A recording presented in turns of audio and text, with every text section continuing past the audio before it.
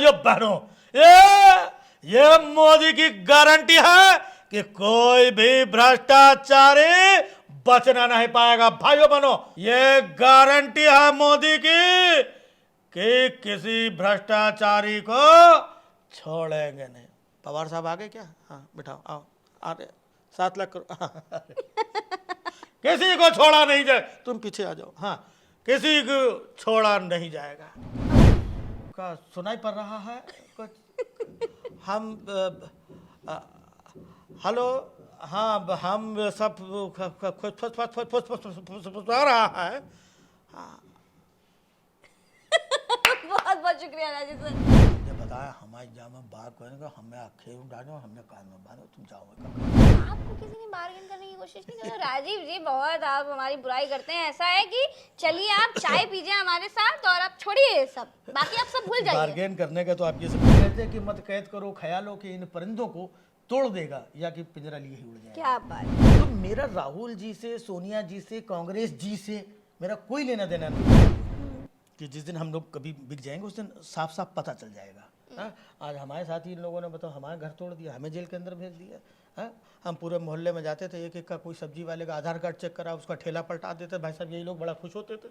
आज हमको जरा से कर दिया तो हमको अंदर भेज दिया। सज्जन मिले, बोले यार 5 साल पहले मैं वहाँ रहता था, वो मैं बिल्डिंग जा रहा था और पैर फिसल गया तो मैं गिर गया। तो दूसरे ने पूछा अच्छा गिर गए, फिर तुम बचे थे कि मर गए थे?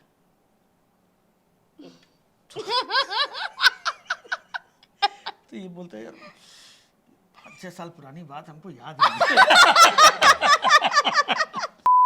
नमस्कार, आज हमारे साथ व्यंग की विदा के मास्टर राजीव निगम जी हमारे साथ हैं। सर आपका स्वागत है। Welcome welcome welcome welcome. Thank you. सबसे पहले तो बताइए कैसे हैं आप?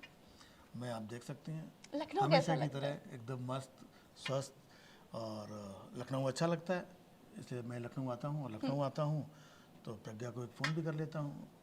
तो भाई आज राजीव सर हमारे साथ हैं। आपका मैंने वो सूसू शुक्ला वाला जो आपने एक उसके दर्द भरी कहानी बताई शुक्ला जी की, वो देखा, बड़ा इंप्रेस हुई मैं उसको देखने के बाद। तो मुझे एक बात समझ नहीं आई राजीव जी, मतलब पेशाब सर पर किया गया लेकिन शिवराज सिंह चौहान जी ने पैर धोए। वो इसलिए क्योंकि आपको देखने में तो ऐसा लग रहा है कि वो पैर धोए जा रहे हैं, वो दरअसल उसके पैर नहीं धोए जा रहे थे, ये खुद के पाप धोए जा रहे थे। तो ये प्रोसेस है एक वाया वाया। अच्छा, एक चीज और है कि मोदी जी गारंटी की बड़ा बात कर रहे थे, भ्रष्टाचार की गारंटी उन्होंने लॉन्च करी। अगले दिन अजीत पवार से भाई साहब गठबंधन हो गया बीजेपी का। कुछ क्या कहेंगे, मतलब नेताओं की सोच को दांत कैसे देंगे, मैं ये जानना चाह रही हूँ राजीव। नहीं, वो जो गारंटी दी उन्होंने है ना, तो उसमें लोगों की गलती है।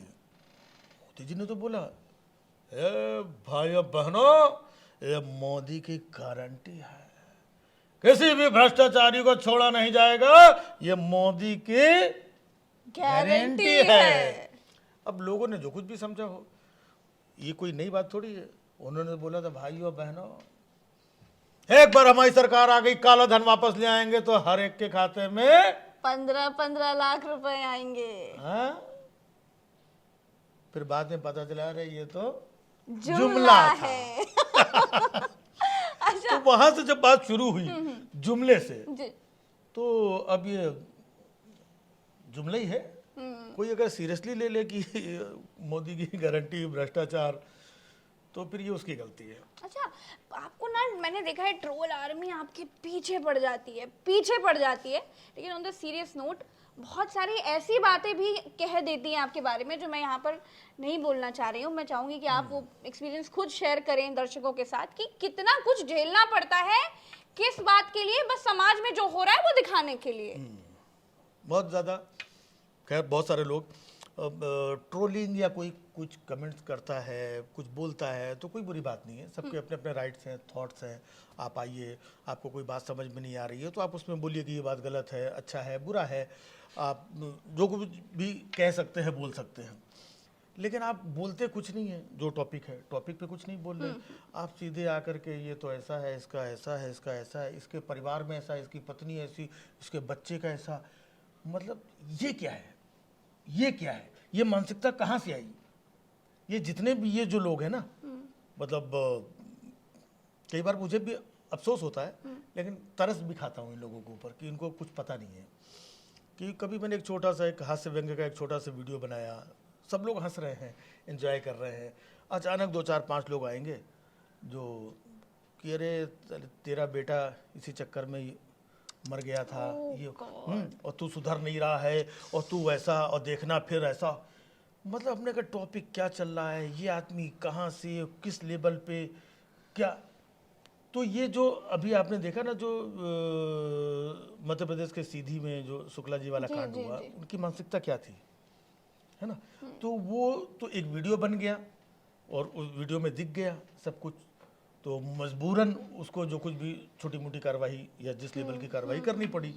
लेकिन वो जो प्रवेश शुक्ला था, उसके कितने भाई बहन चीज़ें ये जो कमेंट्स कर रहे हैं, है ना, उसी मानसिकता के लोग हैं जो समाज में चारों तरफ घूम रहे हैं। राजीव जी, आप तो आज से नहीं आपने सरकारों की बैंड बजाई है, आप तो कब से, जब से आप कॉमेडी कर रहे हैं, आपका कॉमेडी सर्कस किसने नहीं देखा होगा, मूवर्स एंड शेकर्स किसने नहीं देखा होगा, आपके तमाम सुपर हिट शोज थे कॉमेडी के जो लोग देख देख करके हंसते थे। और मुझे यकीन है, मैंने खुद वो प्रोग्राम देते हैं जिसमें बड़े बड़े नेता आपके साथ बैठ करके आपकी बातों पर, कॉमेडी पर हंसते हैं, अपनी गलतियों को सुनते कि हाँ हाँ ये हमने गलत कर दिया। लेकिन आज का दौर बहुत बदल गया है। मतलब आप ये समझिए कि हास्य व्यंग, और हास्य व्यंग में भी ये होता है कि शुरू से, आज से थोड़ी है। अगर आप परसाई जी को पढ़ेंगे, शरद जोशी जी को पढ़ेंगे, तो वो लोग भी मौजूदा हुकूमत सरकारें जो थी उनके ऊपर प्रहार करते थे, कटाक्ष करते थे। वहीं से तो व्यंग निकलता है ना। पूर्व की जो सरकारें थी उनमें हमने मनमोहन सिंह जी पे कितने जोक, कितने व्यंग, कितने कटाक्ष, अटल जी पे कितने व्यंग, कितने जोक, कटाक्ष लिखे किए। लेकिन अब ये कौन सा ऐसा दौर आ गया, हम तो वही मानने हैं कि जैसे पहले के प्रधानमंत्री थे, लोग थे, हमारे चुने हुए, हमारे अपने लोग हैं, अपनों के साथ हंसी मजाक होता है ना। अब ये जरा सा करो तो पता नहीं कौन से लोग आकर के ये जो कमेंट्स करते हैं, तो ऐसा लगता है कि मतलब इनका उनका क्या रिलेशन है। उनको तो बुरा नहीं लग रहा है, ये नीचे के कौन से, मतलब अगर थोड़ा हल्के शब्दों में कहा जाए, ये कौन सी अवैध संतानें हैं ये, जिनको बुरा लग रहा है कि हमारे पिताजी के बारे में ऐसी बातें हो रही हैं।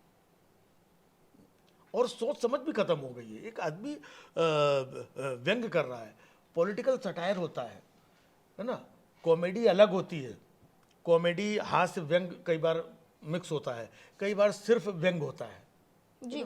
ये सोचने समझने की, लोगों ने सीधा यही समझ लिया है कि ये कर रहा है सरकार के बारे में बोल रहा है, या किसी बाबा के बारे में बोल रहा है, या किसी मीडिया, इनकी ब्रांचेस ये हो गई हैं कि आप ये मीडिया के बारे में नहीं बोल सकते, ये बाबा के बारे में नहीं बोल सकते, ये सरकारों के बारे में नहीं बोल सकते, ये पार्टी के बारे में नहीं बोल सकते, अब जो बचा है उनके बारे में बोलो तुम। समझ गए। तो ये पूरा इन्होंने कैप्चर कर रखा है। अब तो सरकार की नज़र कॉमेडियंस पर भी है। अभी हमने एक आर्टिकल दिखाया, मैं आप लोगों को, दर्शकों के साथ वो आर्टिकल जरूर शेयर करूंगी। अब तो कॉमेडियंस पर भी है, तमाम डांसर्स पर भी है, फूड व्लॉगर्स पर भी है, सब पर है, सबको कैप्चर करने की कोशिश की जा रही है। आपको कुछ ऑफर आया है राजीव जी? भजन सिंगर्स तक जो राम को लाए थे, बिल्कुल, है ना। तो इस वजह से तो है ना, और ऐसे लोगों की जरूरत है जो ये गा सके, बना सके। ये सर राम जी और प्रभु मर्यादा पुरुषोत्तम राम और भगवान, वो तो अपनी जगह पर है, बट आप सर राम से ऊपर हैं। हाँ, बिल्कुल बिल्कुल। आप तो ये आप राम को लाए, और फिर वो अपना शुरू हो गया रिकॉर्डिंग, और ये वो जो राम को लाए हम उन बजने लगा, उसमें नेताजी भी खुश है, अरे वाह हम राम को लाए। प्रमोशन कर रहे हैं उनका, वो खुश हो रहे हैं। और फिर जब नेताजी खुश हो रहे हैं, प्रमोशन कर रहे हैं, तो उनके जो भक्त हैं वो ऑब्वियसली खुश होंगे, तो उनका माहौल बनना है। तो माहौल बनाने ऐसे भक्तों में एक मनोज मुंतशिर शुक्ला है, ऐसा मुंह की खाए ना राजीव जी कि जो इनकी झूठाई थी ना, झूठाई और ढिठाई सब पानी पानी हो गई। अब यही होता है ना कि आप हर चीज का एक दायरा होता है, एक सिस्टम होता है।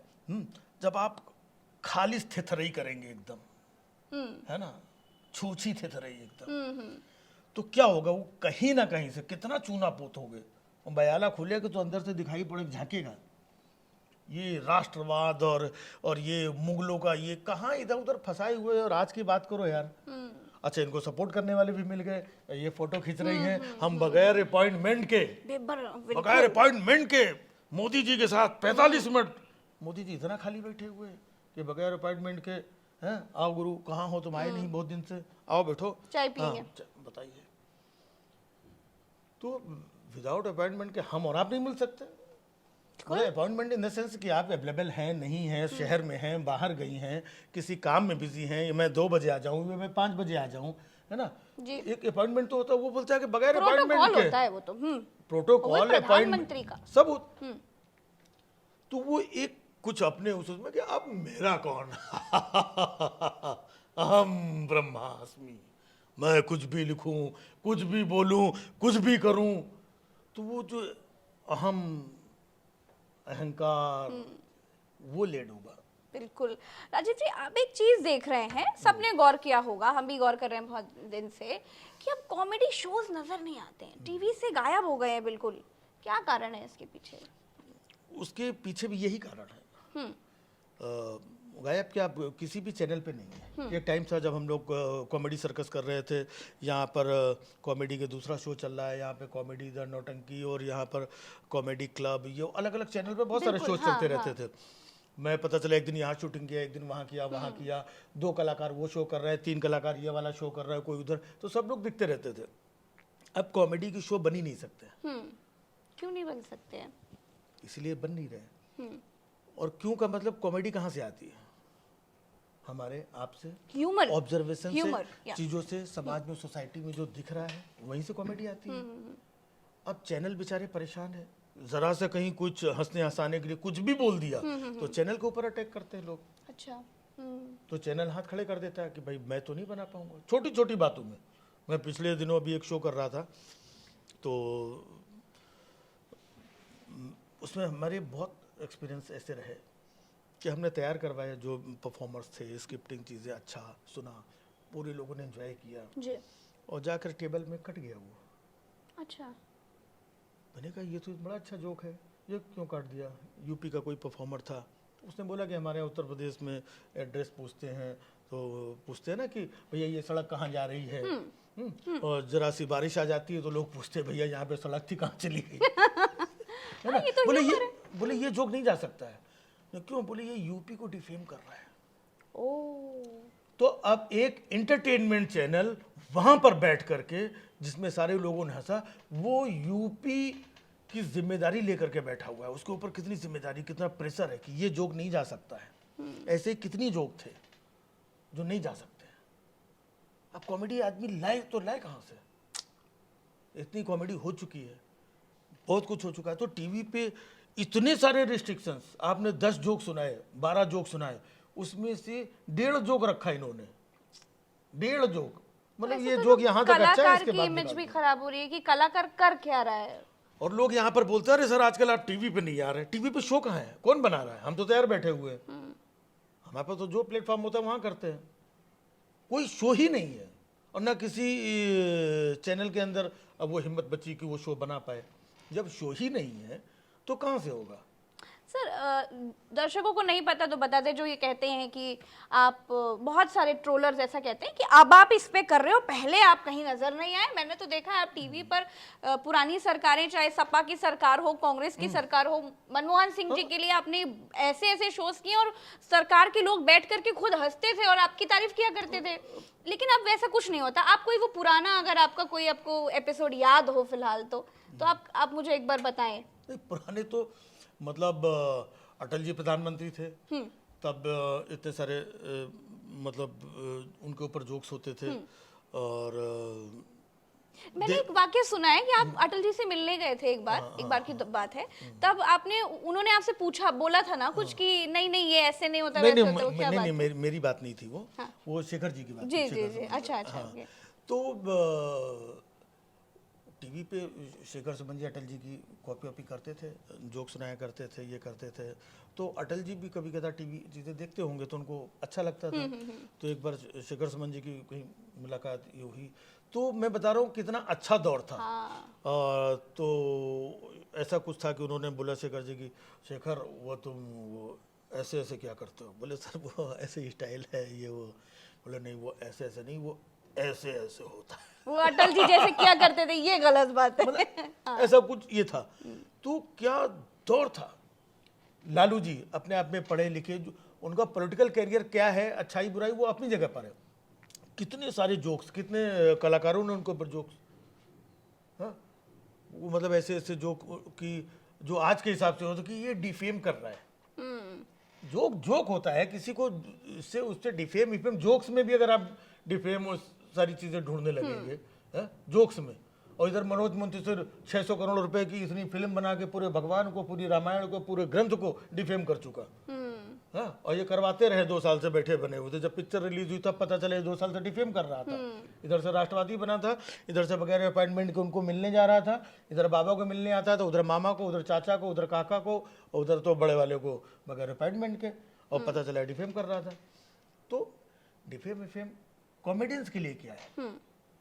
कॉमेडियंस आपको एक चीज बता दें, लेकिन आप कॉमेडी के लिए ह्यूमर और चीजें इंसान समाज से ही तो उठाता है, आसपास के लोगों से ही तो उठाएगा।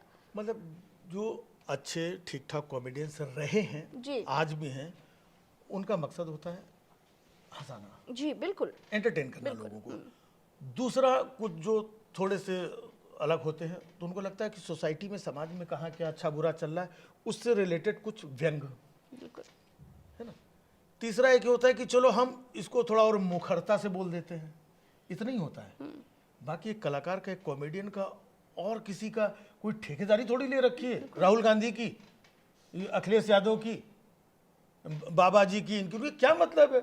हम तो अपने जोक्स में, अपनी चीजों में, अपने उसमें मस्त रहते हैं कि लोग हंसे हंसाएं। ये हो कि हम आप उनके ऊपर क्यों नहीं बनाते, उनके ऊपर यार बनाना कोई मशीन थोड़ी है, ये थॉट आउट है, कोई चलते चलते ऐसे आ जाते हैं, जो आ गया भाई उसी को एंजॉय करो। कहते हैं कि मत कैद करो ख्यालों के इन परिंदों को, तोड़ देगा या कि पिंजरा लिए ही उड़ जाएगा। क्या बात है। तो जब ख्याल आते हैं बोल देते। सर एक चीज और है कि तब के माहौल में और आज के माहौल में कॉमेडी में कितना अंतर आप महसूस कर रहे हैं? क्योंकि अभी देखिए काजोल पर भी कितना ट्रोलर्स ने उनको कितना ट्रोल कर दिया छोटी सी बात पर। मतलब अब कॉमेडी लोगों को समझ में नहीं आ रही है, मुझे ऐसा लग रहा है। जो माहौल बनाया गया है, जो भी वजह हो, कॉमेडी समझ में नहीं आ रही। काजोल ने क्या किया? काजोल ने एक जोक ही मारा था।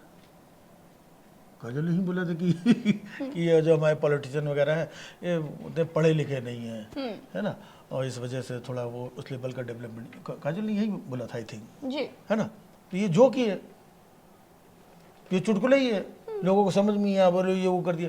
तो काजोल ने किसी के नाम थोड़ी लिया, बहुत सारे लोग ऐसे हैं, लेकिन कुछ लोगों को लगा, उनको मालूम होता है। काजोल को माफी मांगनी पड़ी सर, तब के माहौल में तो ऐसा बिल्कुल नहीं कहीं होता कुछ माफी इन द सेंस, क्योंकि लोगों को पता ही नहीं, लोगों को लग रहा है कि काजोल ने बोला पढ़े लिखे नहीं होते, वो हमारे ही वाला तो अनपढ़ है, चीजें ये वो, हाँ वो हमारे वालों को बोल रही है, ये उन लोगों ने अपने आप अपनी गणित लगा लेते हैं।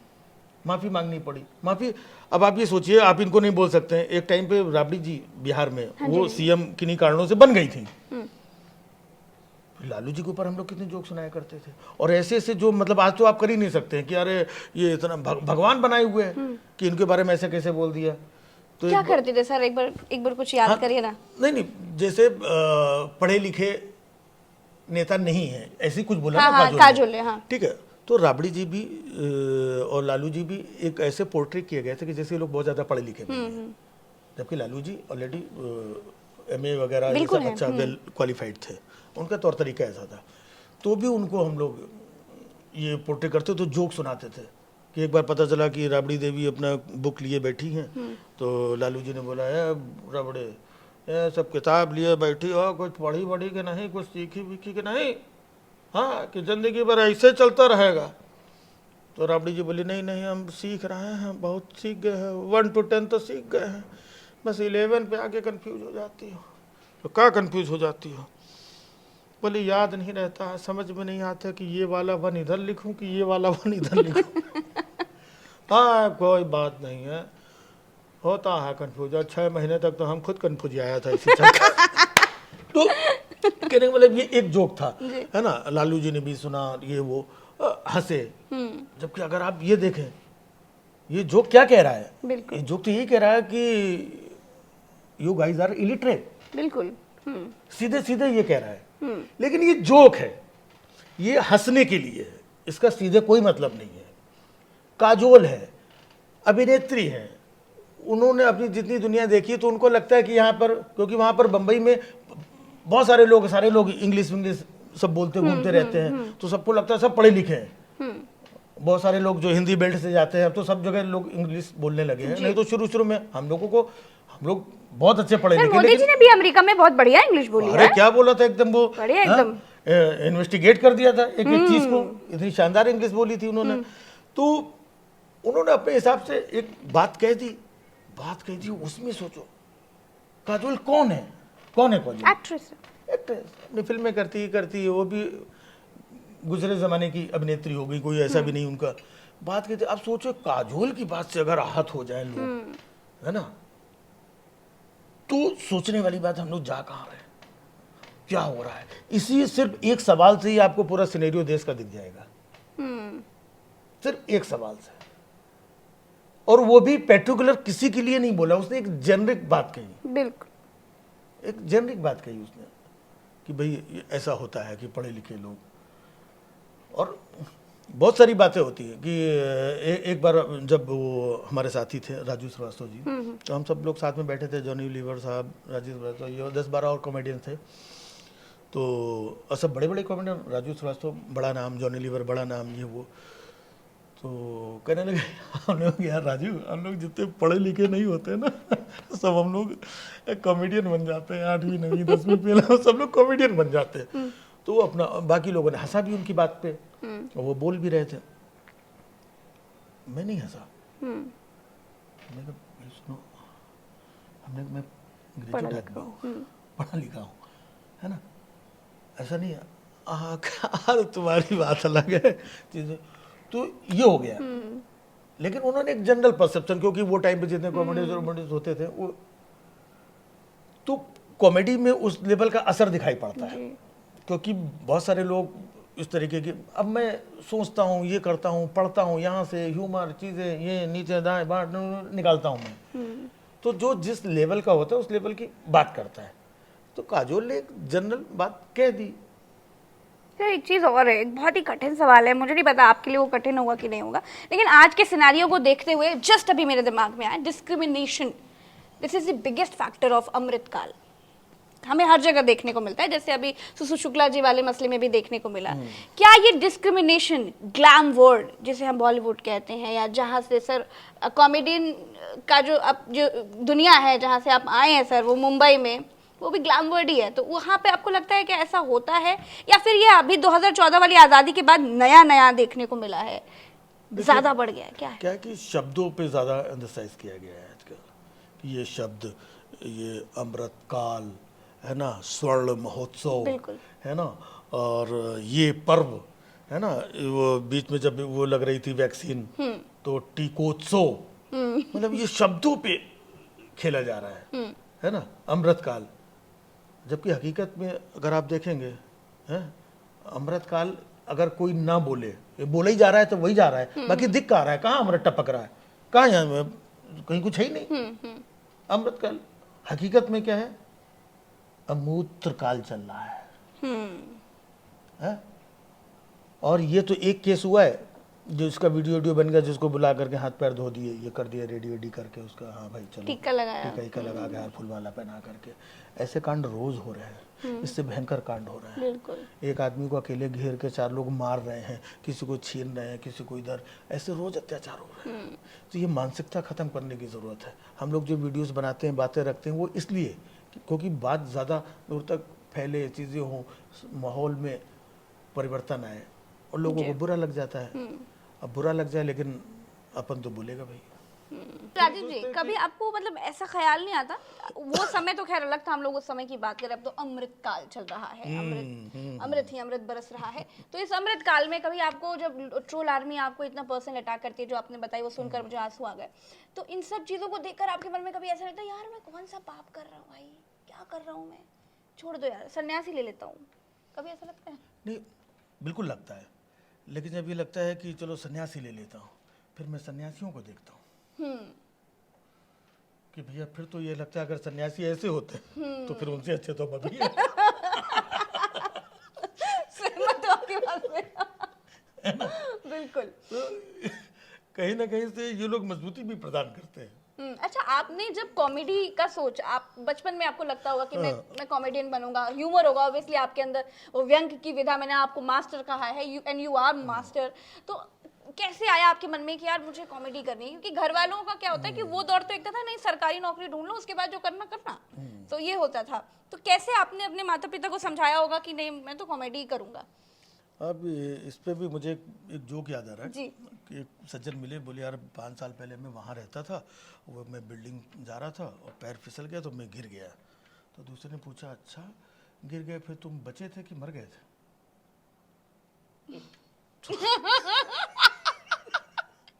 तो ये बोलते हैं यार 5-6 साल पुरानी बात हमको याद नहीं।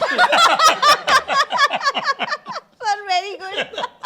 तो ये जो आपने पूछा ना ये कैसे हो कहाँ क्या, ये इतनी पुरानी बात है याद नहीं। नहीं है, कोई बात नहीं, उसमें मिट्टी डालते हैं। लेकिन अभी आपको क्या लगता है कि ये स्वतंत्र तरीके से जो आप कॉमेडी कर रहे हो, आप इतना ह्यूमर लेकर के आते हो, समाज में जो कुछ होता है वो सब कुछ उसमें आप पिरोने की कोशिश करते हो, बहुत टाइम लगता होगा ये सब कुछ करने में? हाँ बिल्कुल, टाइम तो लगता है, टाइम देना पड़ता है। और जब आपकी समाज के प्रति, देश के प्रति आपको प्रेम होता है, एक जिम्मेदारी होती है, आपको एहसास होता है कि कुछ ना कुछ हमारे एफर्ट से एक पॉजिटिविटी आए समाज में, देश में पॉजिटिविटी आए, कुछ बदलाव आए, कुछ अच्छा हो, एटलीस्ट मुस्कुराहट आए कुछ लोगों के चेहरे पे, तो आप समाज को कुछ दे पाएँ, क्योंकि अपना अपना तो सब कोई कुछ ना कुछ कर ही रहा है। तो जब ये एक जिम्मेदारी का भाव आता है तो फिर आपको समय निकालना भी पड़ता है, समय देना भी पड़ता है।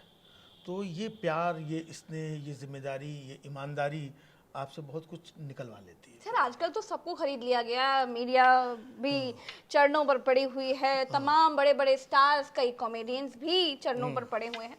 आपको किसी ने बार्गेन करने की कोशिश नहीं की? राजीव जी बहुत आप हमारी बुराई करते हैं, ऐसा है कि चलिए आप चाय पीजिए हमारे साथ और आप छोड़िए ये सब, बाकी आप सब भूल जाइए। बार्गेन करने का तो आप ये समझिए, आपको पर्सनल जेट देंगे हम। नहीं हमारे यहाँ लगा हुआ है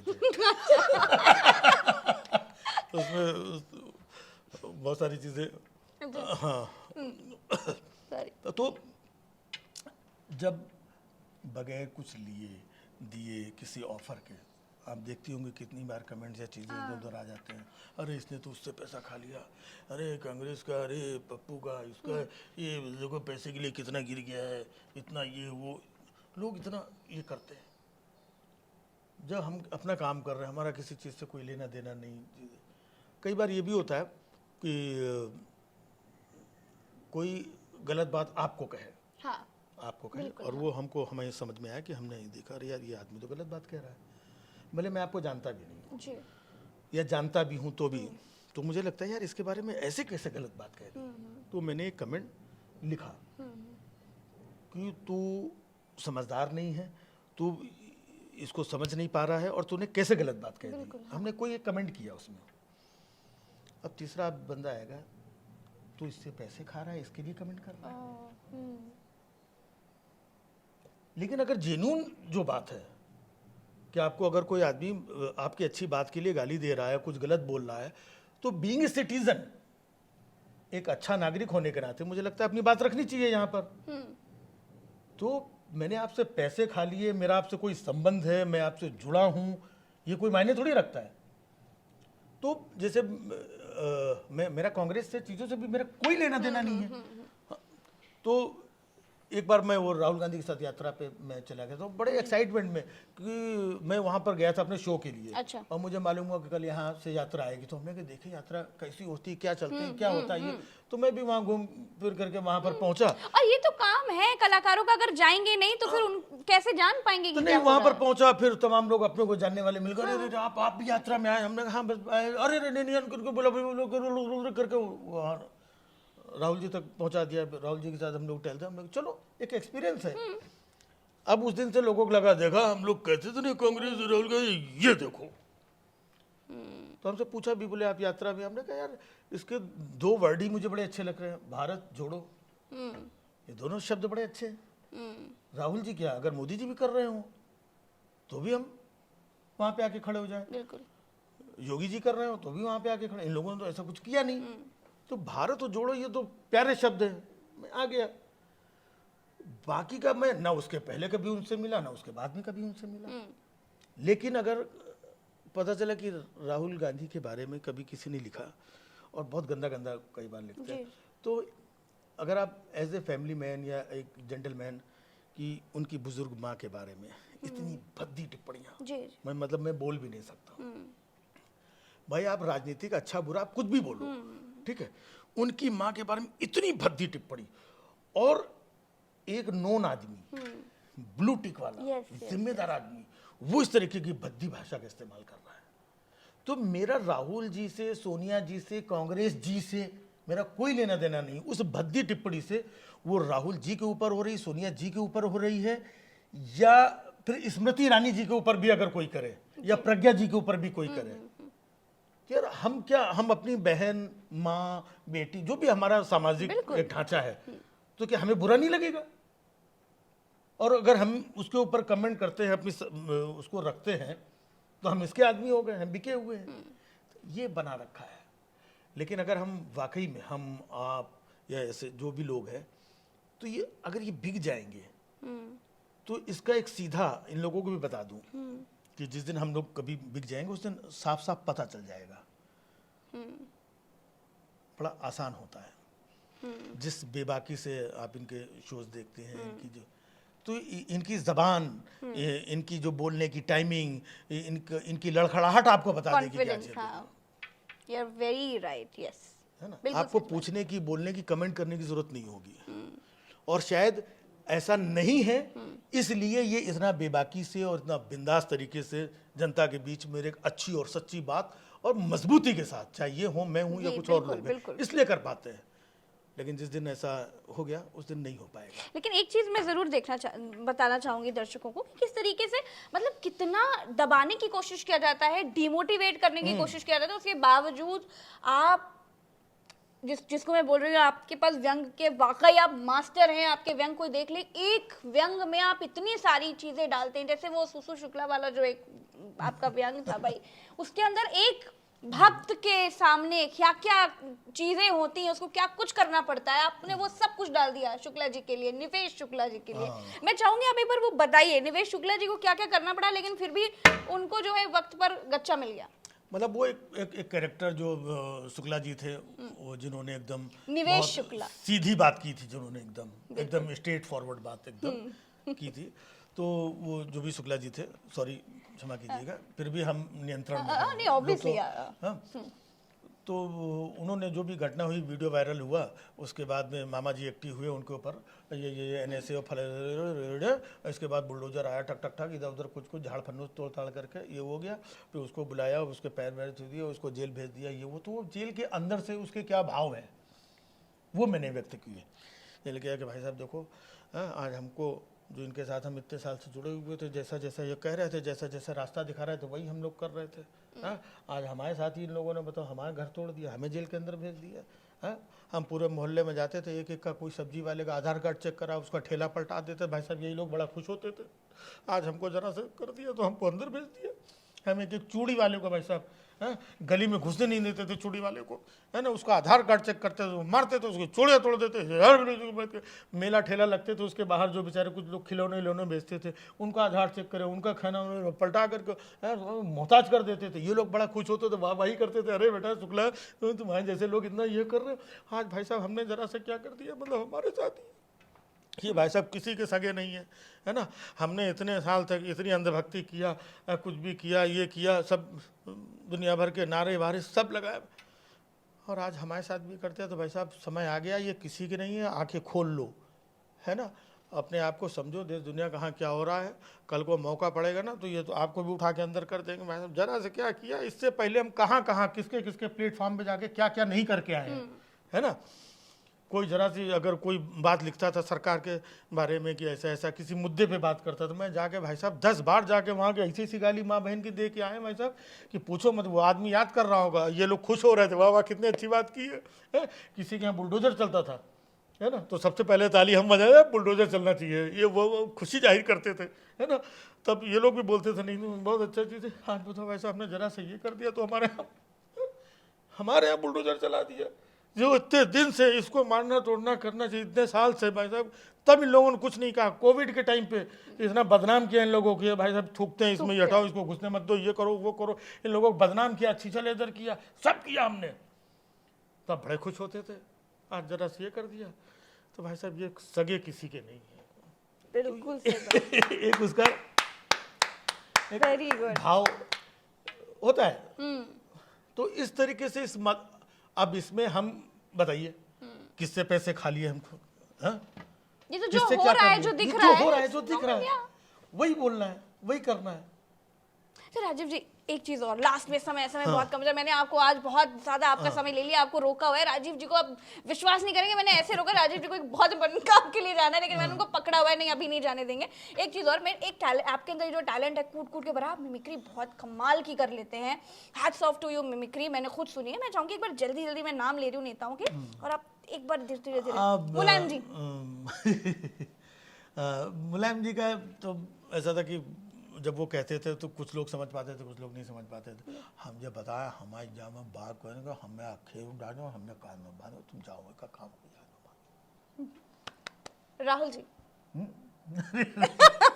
कम बोलते हैं। राहुल जी बोलते नहीं है, बस वो अपना थोड़ा सा अच्छा, मनमोहन उनका ये रहता है। हाँ, मनमोहन सिंह जी। मनमोहन जी 15 अगस्त में स्वतंत्रता दिवस की सभी देशवासियों को बहुत बधाई, और मैं आज के दिन सिर्फ इतना ही नहीं, इतना भी नहीं कह सकता हूँ, इतनी भी परमिशन नहीं है। मोदी जी बेचारे, लास्ट।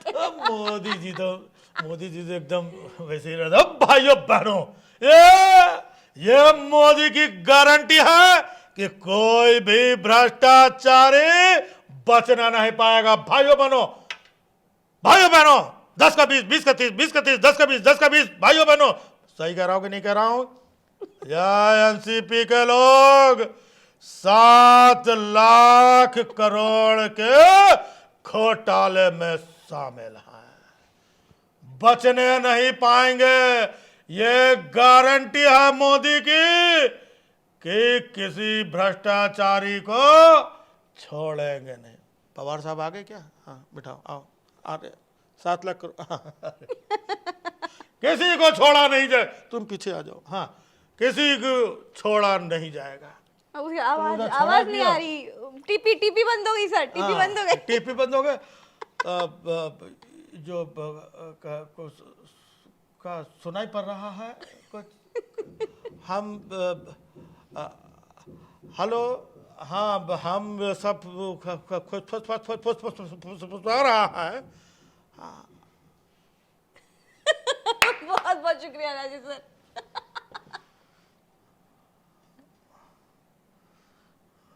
हाँ ठीक है, थैंक यू राजीव सर का बहुत बहुत शुक्रिया। आपने बहुत एंटरटेन किया और बहुत सारी ऐसी बातें बताई जो शायद दर्शकों को नहीं पता होंगी और बिल्कुल ही नहीं पता होंगी। थैंक यू सो मच सच्चाई से रूबरू कराने के लिए।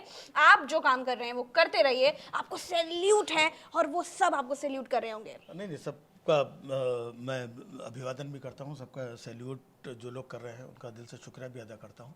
और ये चाहता हूँ कि ये बात सिर्फ मेरी नहीं है, आपकी नहीं है, आप सबकी भी बड़ी जिम्मेदारी है कि अच्छे हास्य व्यंग्य को रिसीव करिए, हल्के रहिए, आनंद में रहिए। और इसके बाद में जो परिवर्तन, जो अच्छा बुरा आपको दिख रहा है ना, आप उसके चक्कर में मत पड़िए। आपके पास भी दिमाग है, ज्ञान है, आपके आसपास सब कुछ दिख रहा है, आप उसको देखिए, आप अपने तरीके उसको एंजॉय करिए, रिएक्ट करिए, तभी बदलाव आएगा, तभी हमारा आपका सबका जीवन कंफर्ट है। और क्या, हेल्दी माहौल बनाने में सहयोग करिए। नमस्कार, जय हिंद, बाय।